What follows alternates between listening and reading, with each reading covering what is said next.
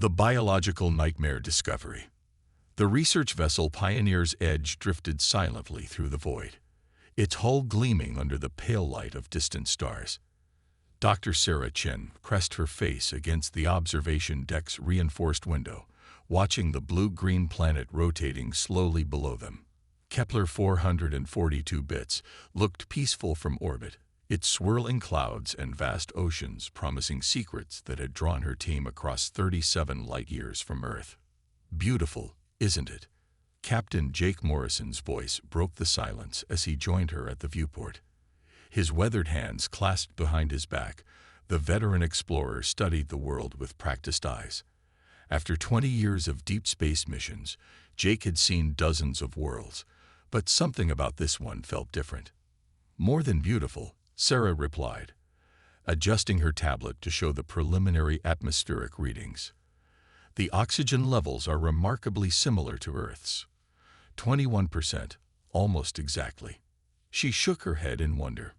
"In all our years of exploration, we've never found anything this close to home." Engineer Maria Santos looked up from her workstation across the deck, her dark hair pulled back in a practical ponytail.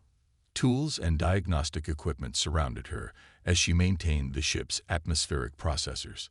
"The recycling systems are running perfectly, Captain. Whatever's down there, our lungs will love it." Jake nodded approvingly. Maria had kept their life support systems running flawlessly for 3 years, earning his complete trust. "Good work, Santos." "Dr. Chen, are we ready to begin the detailed atmospheric analysis?" Sarah activated her equipment, sensors extending from the ship's hull like metallic flowers reaching toward the planet. "Launching atmospheric probes now. We should have comprehensive data within 6 hours." She paused, excitement creeping into her voice. "If the surface readings match what we're seeing from orbit, this could be the first truly Earth-like world we've discovered." The 3 crew members had worked together for years, forming a tight-knit team that Earth Command trusted with humanity's most important missions.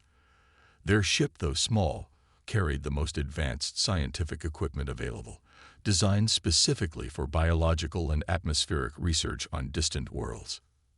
Hours passed as the probes descended through Kepler 442 bits' atmosphere, transmitting data that made Sarah's heart race.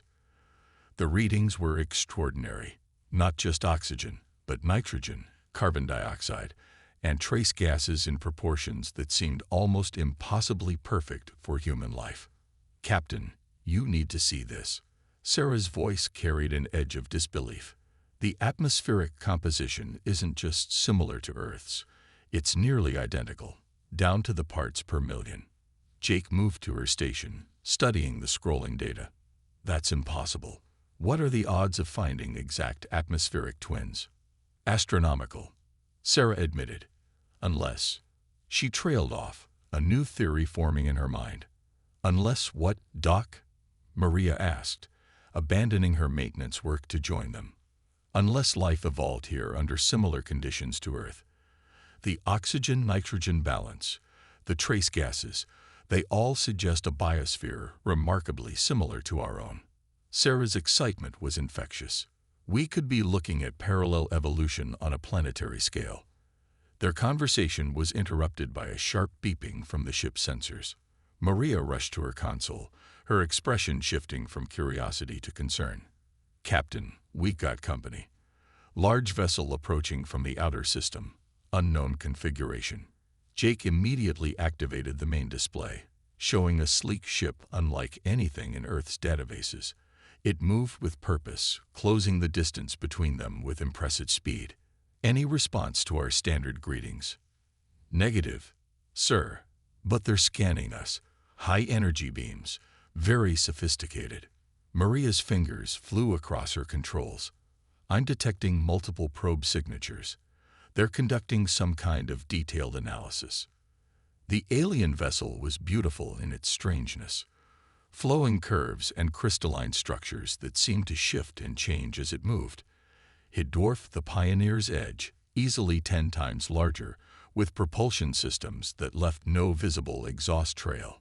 "Open all communication channels," Jake ordered. Standard first contact protocols. Greetings, unknown vessel. He spoke clearly into the ship's communication system. This is Captain Jake Morrison of the Earth research vessel Pioneer's Edge. We come in peace and scientific curiosity. Please respond.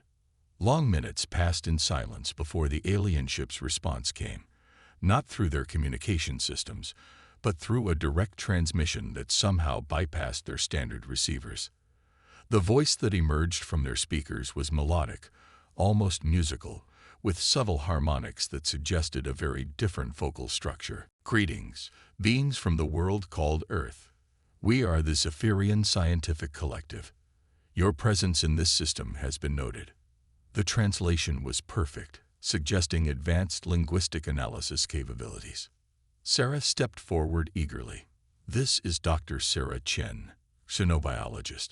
We're conducting atmospheric research on the planet below. We would welcome the opportunity for scientific exchange. Your atmospheric requirements are of great interest to us.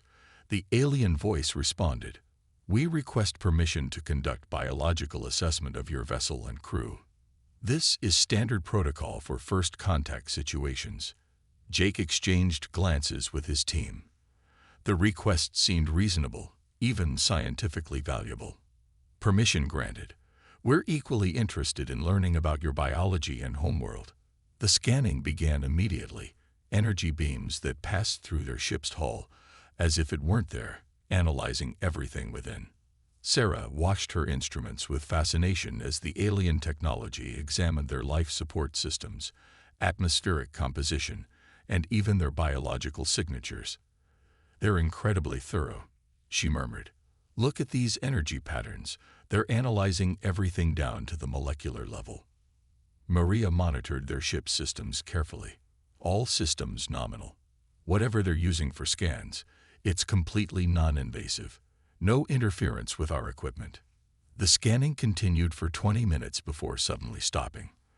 The silence that followed was different, charged with an energy that made all three humans uneasy. Analysis complete, the Zephyrian voice announced, but something had changed in its tone.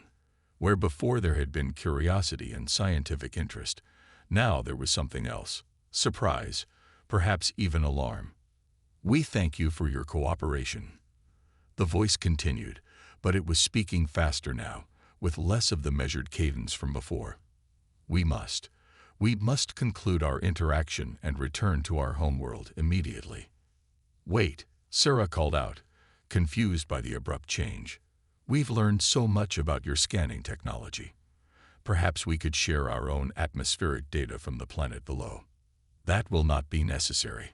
The response was sharp, almost fearful. We advise you to maintain distance from our vessel. Do not approach our homeworld. Do not seek further contact. The alien ship began powering up systems that the Pioneer's Edge had never detected before. Massive energy signatures that dwarfed anything in Earth's technology. Whatever they were preparing, it was enormous. They're leaving, Maria reported, watching the energy readings spike. No, wait. They're not just leaving. They're transmitting something. Massive data burst, directed toward the inner galaxy. The Zephyrian vessel accelerated away from them at incredible speed, but not before sending what appeared to be an emergency transmission. The energy output suggested information being broadcast across vast distances, possibly to multiple receivers. What just happened? Jake asked, staring at the rapidly disappearing alien ship. 5 minutes ago, they were curious scientists. Now they're fleeing like we're carrying the plague. Sarah studied the sensor logs from the biological scan, looking for clues. What she found made her blood run cold. Captain, look at this.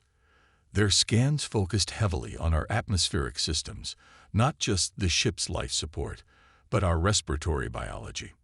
So, we breathe oxygen. What's significant about that? Maybe everything. Sarah's voice was quiet, thoughtful. What if they don't? What if their biology is based on completely different atmospheric requirements?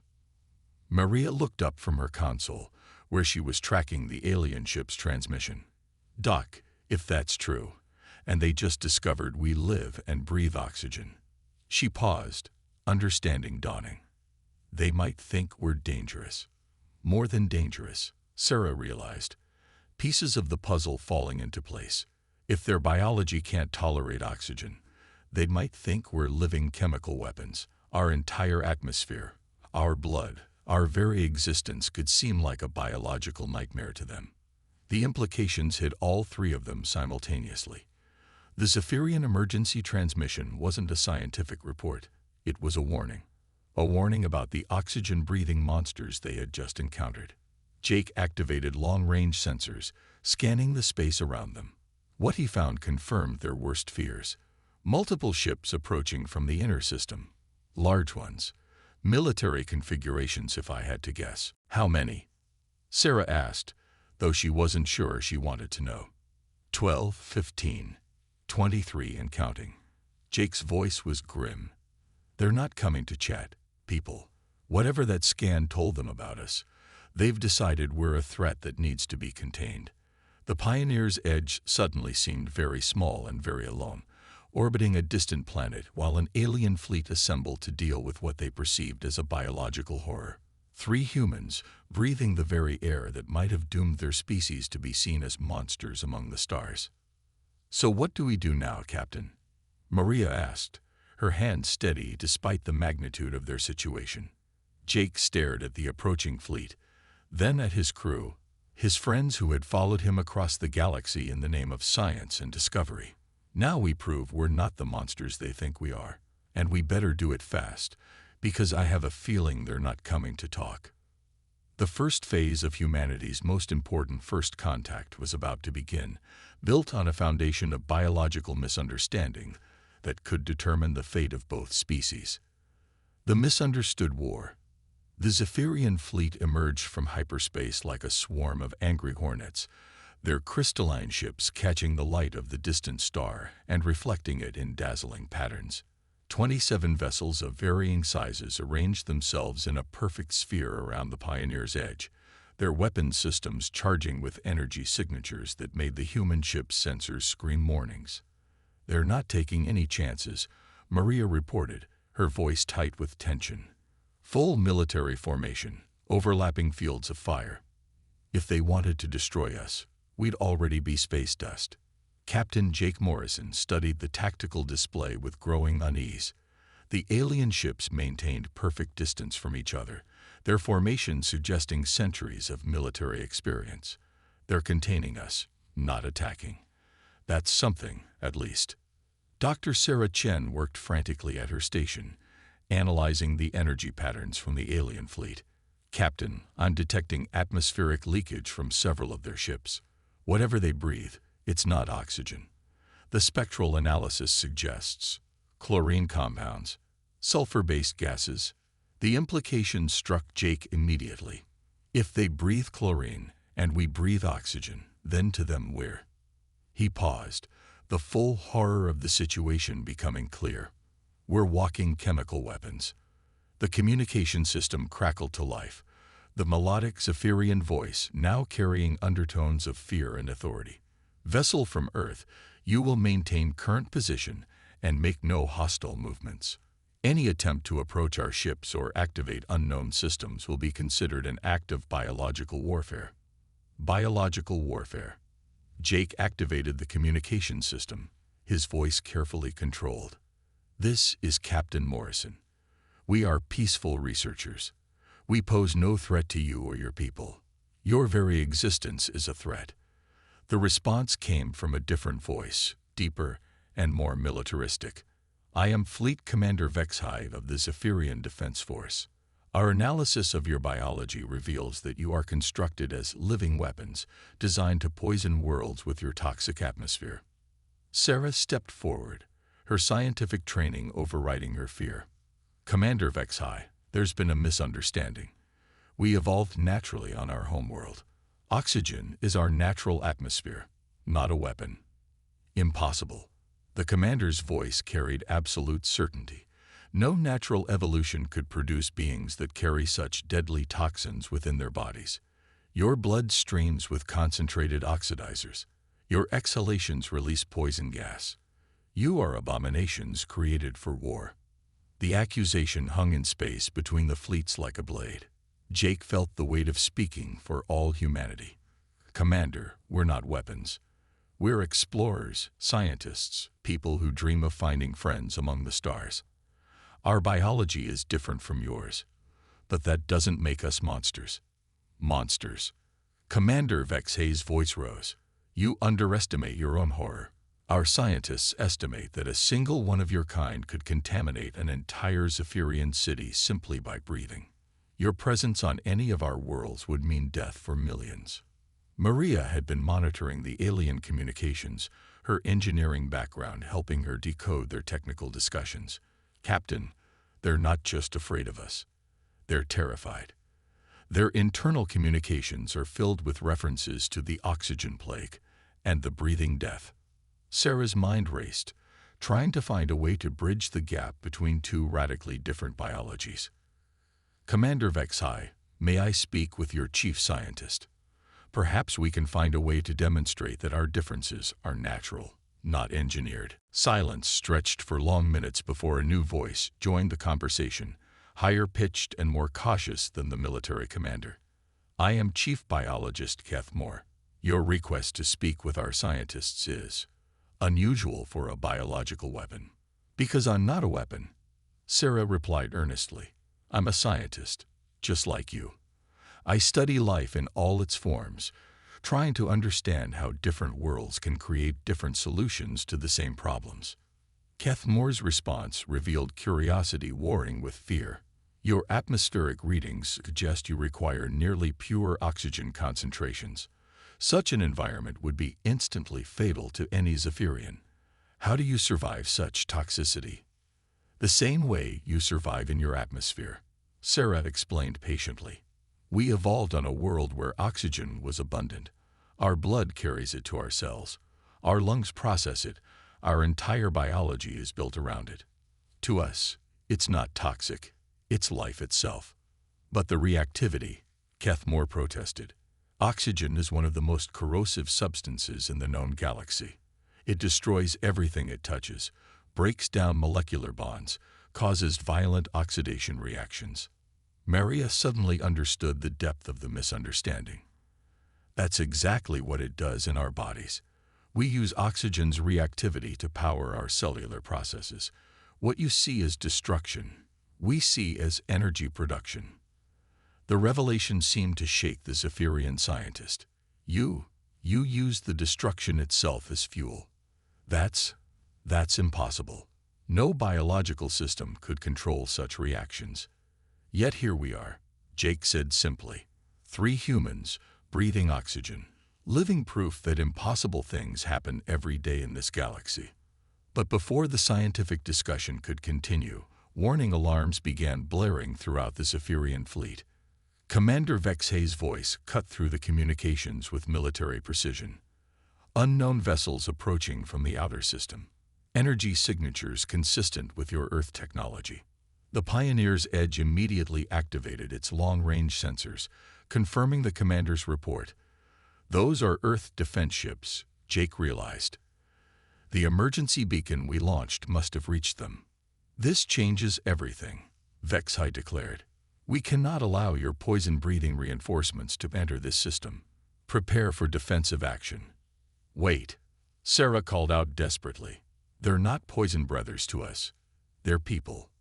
Families, friends, fellow scientists." But the military momentum was already building. The Zephyrian ships began moving into attack formation, their weapon systems powering up to full capacity. In response, the approaching Earth fleet activated their own defensive measures. "Captain Morrison," Commander Vexay's voice was now purely military. "You will order your vessels to withdraw immediately, or we will be forced to contain the biological threat they represent." Jake found himself at the center of humanity's first interstellar war, a conflict born from nothing more than a fundamental misunderstanding about the nature of life itself. "Commander, please, give us a chance to prove we're not what you think we are." "Proof?" Vexay's laugh was bitter. "What proof could you offer? You admit you breathe the most toxic substance in the known galaxy. You admit it flows through your blood, powers your bodies, spreads with every breath you take. Then let me show you something, Maria said suddenly, an idea forming. She began working at her console, overriding safety protocols with desperate determination. If you're so afraid of our oxygen, watch this. Before anyone could stop her, she vented a small amount of the ship's atmosphere into space. Pure oxygen, glowing briefly in the vacuum before dispersing harmlessly among the stars. There, she announced. I just released enough oxygen to kill a dozen Zephyrians, according to your theories. Where's the destruction? Where's the weapon? The act was simultaneously brave and foolish, but it had the desired effect. The Zephyrian fleet hesitated, their weapons systems holding steady but not firing. The vacuum disperses it, Kethmore observed, his scientific curiosity overriding his fear. But in an atmosphere with proper containment, it would be just as harmless. Sarah finished.